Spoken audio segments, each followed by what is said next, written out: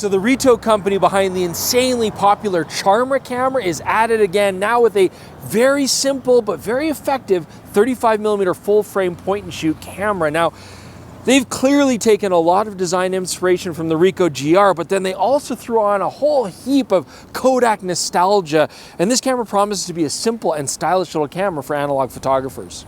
And so this right here is it, the Kodak Snapic A1, and at only $100, this is a pretty affordable journey as well. So I want to see if this stylish camera has any substance behind it. I'm Chris Niccolls, and this is PetaPixel. Let's find out.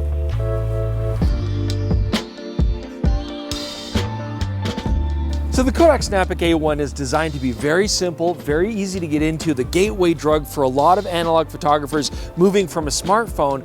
But if you get more serious into this, you want a more capable camera, you gotta check out KH.com. I mean, you can go to their excellent search engine, type in 35mm film cameras, and you get everything from prestigious Nikon 28 Ti's to simple and rugged Nikon FEs, which actually I learned on myself. So much stuff.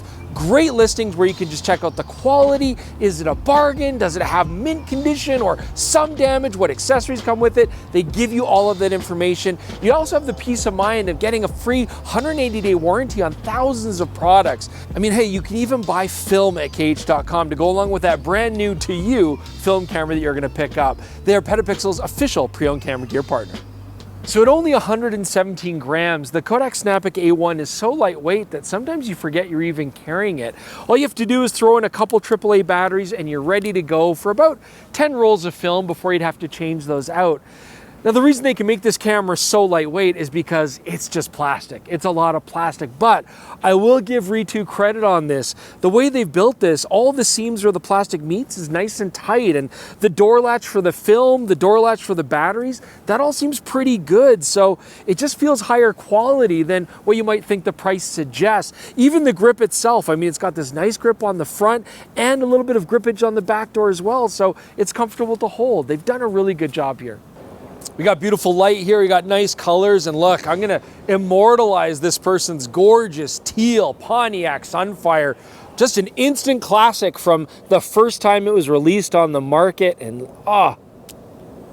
there you go. They're gonna owe me big time for that. They're gonna owe me big time.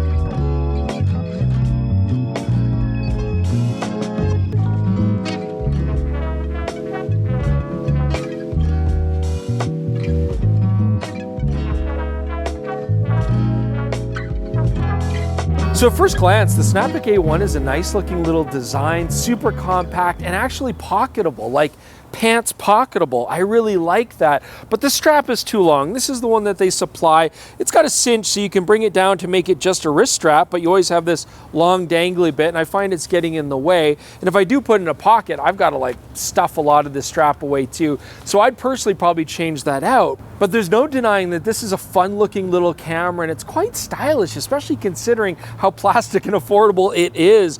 Comes in two tones. You got this white tone on black or a gray tone on black. And if I was gonna throw this over my shoulder and walk around with it, like, I feel it would look nice. It just brings just that right amount of retro vibe to an otherwise modern aesthetic.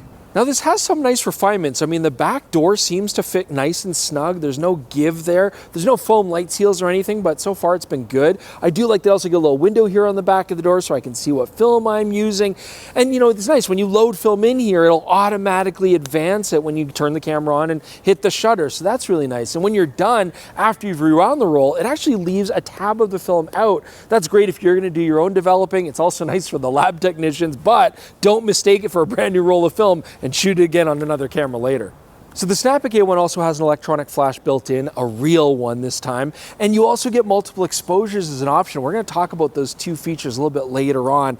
You've got a button here on the side to engage your flash modes. You can turn it on or off, or red eye reduction or auto mode, and also engage your multiple exposure. And there's even a little LCD screen here to keep you informed. One thing I will say though, I like the way this button is designed visually as part of the design of the camera, but I do find that if the camera's turned on and I'm walking around just holding it, it's easy to press accidentally, and then I'm unintentionally in maybe a different flash mode or even multiple exposures. But the only thing I don't like on this camera as far as controls go is the on-off switch. It's small and fiddly, but it actually takes quite a bit of pressure to engage.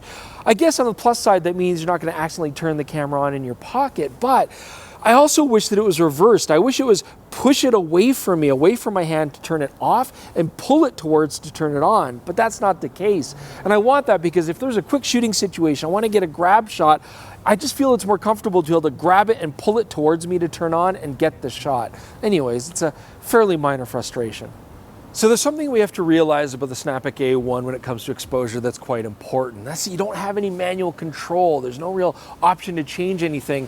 The shutter on this camera is fixed at 1/100th of a second. I mean, that's a good shutter speed. It lets in enough light while still preventing motion blur and any sort of, shaking of the hands and stuff. But you can't go any brighter, you can't go any darker. Let's also remember that the lens is stuck at a fixed f9.5 aperture. So the Snapic A1 is only going to let in a singular amount of light unless you resort to using the flash. And what this means is, as you go into different lighting scenarios, the only way to really adjust for that is with your film speed. So for example, what this means is if I'm out on a bright sunny day like today, actually ISO 100 film or even 50 would be ideal considering that aperture shutter speed combination. But what if I go in the shade? Well, then what do? This is where I'm gonna really wanna put in 400 ISO or maybe even 800 ISO film into the Snapic A1, or if I'm using that slower ISO, resort to flash. But if I've got 400 ISO film in my camera and I go back out on a bright sunny day like today, my shots are gonna look overexposed. I'm gonna lose color saturation, kind of a softer pastel kind of palette. So for the testing that I've been doing on this camera, I've been using Fujifilm's Color 200 film, and that's been a good compromise. It's still okay on a bright day like today, maybe a little washed out in some cases, but great for overcast. And if I'm in a dark situation, I can still rely on the flash to help me out there. But basically what the Snapic A1 is doing is relying on the inherent dynamic range of 35mm negative film to, help you out here.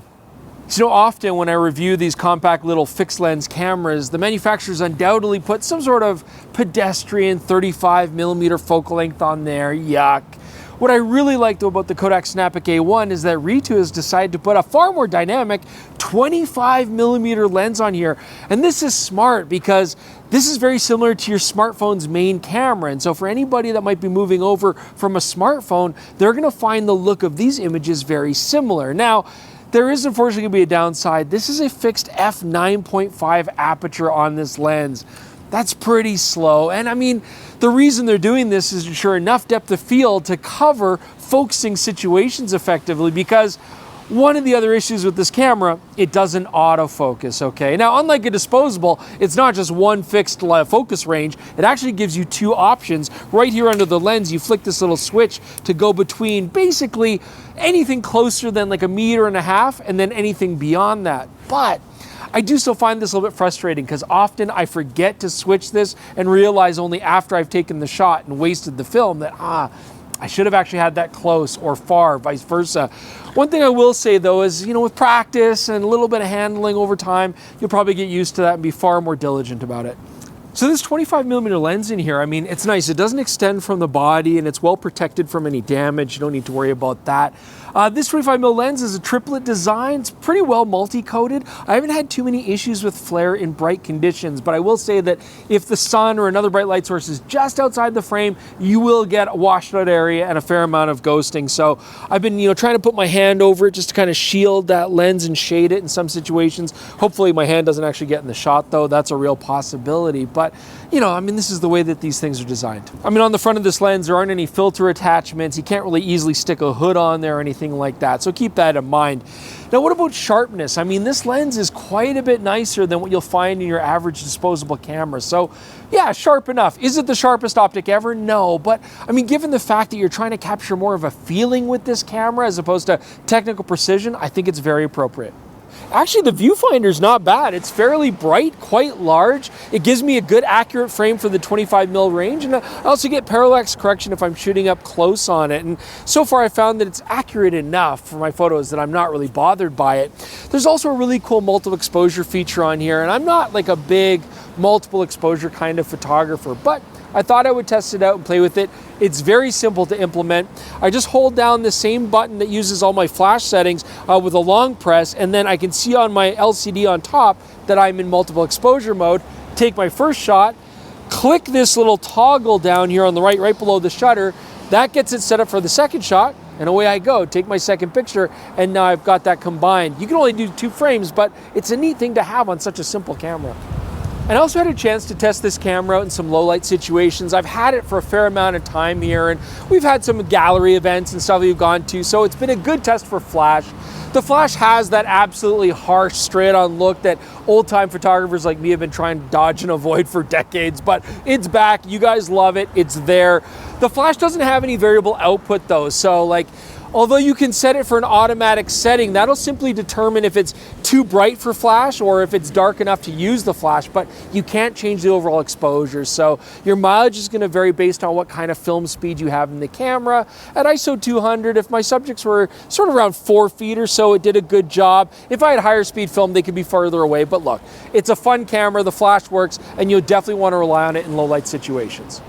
So look, I had fun today, and I'm left with the feeling that Ritu has done it again. You know, just like the Charmra, they've come out with an affordable but desirable product that, you know, isn't really about image quality and getting the best photo possible, but is about bringing the fun and some sophistication, and I feel they've done that. Now, like, look, the Kodak Snapic A1, for me, it's still a little bit limited in its controls to really win me over as the target audience, but I'm not the target audience, and I can see that a camera like this is a great way to get into analog for first timers and have fun with it. It's also affordable enough that you don't mind modifying it. Maybe people are going to stick gels over the flash or find some way to fix a hood on there or something, who knows, but there's lots of possibilities there. And I could still also see the occasional more experienced photographer just want to have this around their shoulder going out for the day, so they just have this fun, easy analog experience. And no matter how you slice it, guys, the Ritu Kodak Snapic A1 is a big step above any disposable camera on the market, far more eco-friendly as well because you can reuse it, and